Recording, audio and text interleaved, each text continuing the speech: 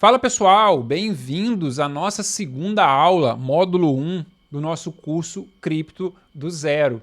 Ao final dessa aula você vai ser capaz de entender os principais pontos, os pontos mais importantes do white paper do Bitcoin, quando que ele foi criado, o porquê, a ideia principal, e eu também trouxe alguns pontos interessantes, algumas curiosidades sobre o Bitcoin. Então, sem mais delongas, vamos para a aula. Pessoal, a revolução, o Bitcoin, ele surgiu ali em 31/10/2008. Foi quando uma pessoa ou um grupo denominado Satoshi Nakamoto, um apelido, um pseudônimo, lançou um documento, um white paper. O white paper é o resumo de um projeto. Ele lançou esse white paper em um fórum principal. Vocês lembram ali, recapitulando um pouco da aula passada, que no final, em 2008, após os últimos 100 anos ter tido várias crises, e com isso a inflação ela tornou bem perceptível através da perca do poder de compra, através de problemas que o próprio governo enfrenta e imprime mais dinheiro durante esses períodos, e aí acaba causando uma inflação grande em cima da moeda fiat. O Bitcoin surgiu para resolver isso, surgiu em cima de uma crise financeira, a crise imobiliária de 2008, onde vários bancos quebraram, tiveram as corridas dos bancos, as pessoas iam sacar dinheiro, os bancos estavam fechados, proibindo você de sacar o seu dinheiro, o dinheiro que você trabalhou. Então o Bitcoin foi divulgado, surgiu nesse timing perfeito ali da crise de 2008, através de Satoshi Nakamoto, divulgando a principal estrutura, o white paper do projeto do Bitcoin em um fórum público. Então eu trouxe aqui, o white paper do Bitcoin são várias e várias páginas, né? Eu trouxe aqui os principais pontos característicos para a gente entender melhor quais os pontos importantes desse projeto. Lembrando, pessoal, que em 2008, quando foi divulgado, a data que iniciou essa história do Bitcoin, já tinham sido testados outros projetos. Um deles é o DigiCash, um projeto surgiu nos Estados Unidos para meio de pagamentos online, mas ele faliu. Ele foi falho. Por quê? Porque tinha uma entidade, tinha pessoas por trás. E uma coisa que a gente vai ver muito nesse curso daqui para frente é o termo centralização e descentralização.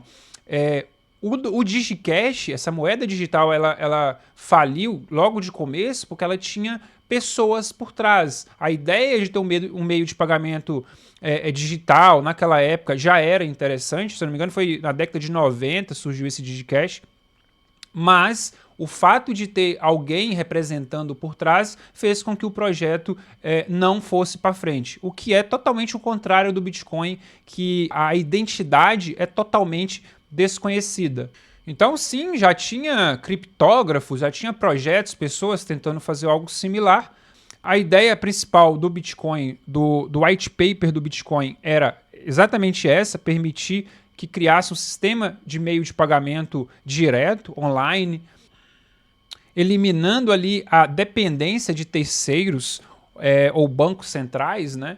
Como vocês viram na aula passada, a moeda fundiciária, a moeda fiat, eu coloquei ali como dinheiro representativo justamente para entender esse ponto, porque o dinheiro representativo ele é lastreado pelo Estado. O Estado garante aquele valor, garante que o seu dinheiro vai estar lá no outro dia, exceto numa crise bancária, onde os bancos fecham as portas, você não pode sacar.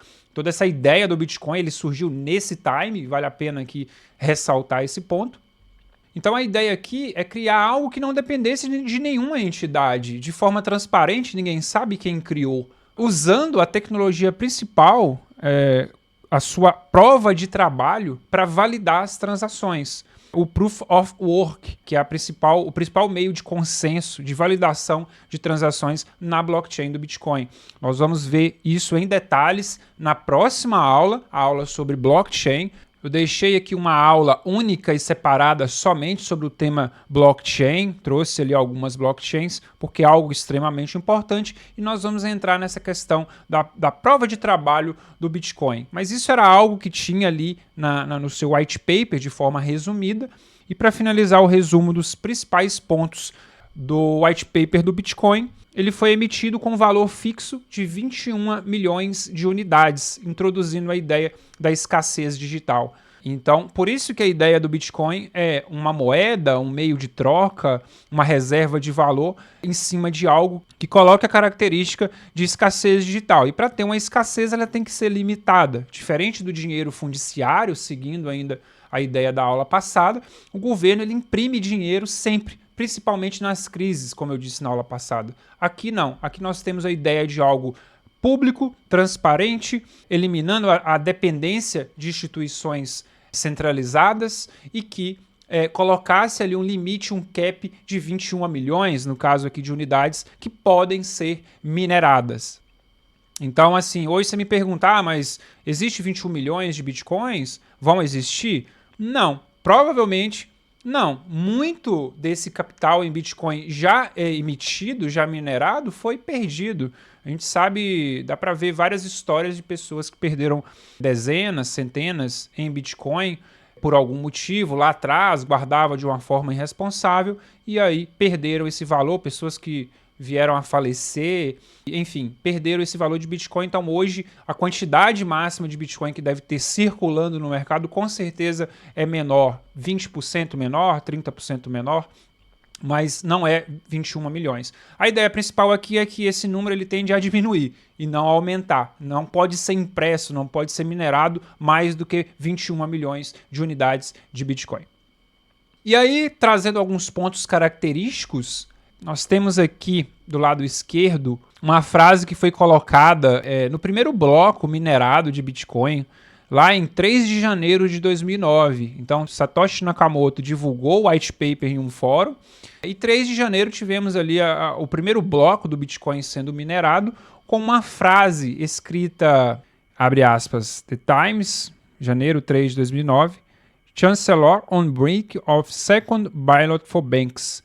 Essa frase, ela significa o quê? Foi uma notícia que saiu na capa do jornal Times, onde dizia que o chanceler iria para o segundo resgate aos bancos, né? É uma forma de buscar mais capital para resolver o problema que foi criado. Essa é a forma que o Estado resolve o problema, ele resgata mais dinheiro, ele imprime mais dinheiro, criando mais inflação. Então Satoshi colocou essa frase no bloco Gênesis ali, mostrando o principal motivo que o Bitcoin foi criado para resolver esse problema e criticando os meios tradicionais, os meios financeiros tradicionais.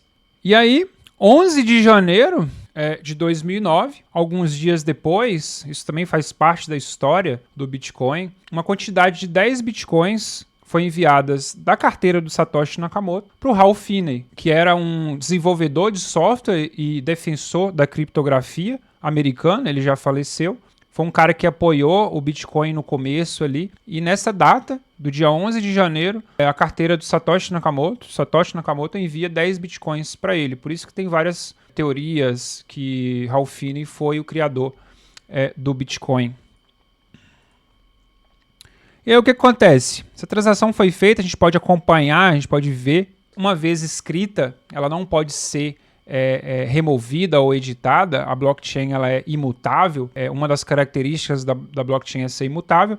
Aqui nós temos a foto da transação que foi feita na data, o envio de Satoshi Nakamoto para o Ralph Finney. A gente pode ver isso através dos exploradores de blocos. Nós vamos ter aula somente sobre isso também.